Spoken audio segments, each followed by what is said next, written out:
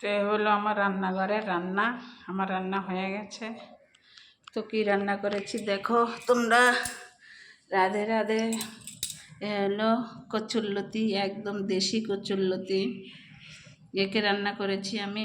প্রথমে জিরা তেলে দিয়েছি, জিরা তেলে দেওয়ার পরে দিয়ে লতিগুলো ছেড়ে দিয়েছি। ছেড়ে দেওয়ার পর একটু নাড়াচাড়া করে তারপর মশলা দিয়েছি। মশলার ভিতরে আমি দিয়েছি কি তোমার শস্য দিয়েছি, জিরা দিয়েছি, হলুদ লবণ এগুলো তো দিয়েছি। তারপরে কিছু শুকনো লঙ্কা মিক্সারে করে দিয়েছি শস্যের সঙ্গে। এ হলো লতি পাতরা। আর এটা হলো মুগের ডাল।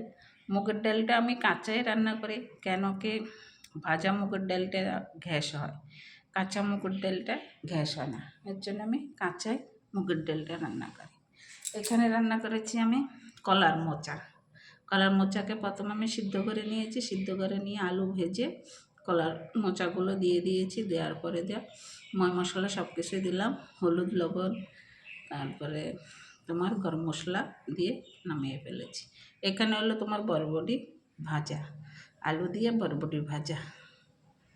এই হলো আমাদের আজকের রান্নাঘরের রান্না। আর এর হলো লাস্টে লেবু।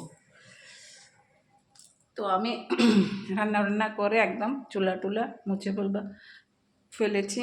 তোমরাও চুলা টুলা মুছে ফেলবা, কেন মা লক্ষ্মীর স্থান হলো আমাদের রান্নাঘর। এর জন্য রান্নার সঙ্গে সঙ্গেই রান্নাঘর পরিষ্কার করে ফেলবা।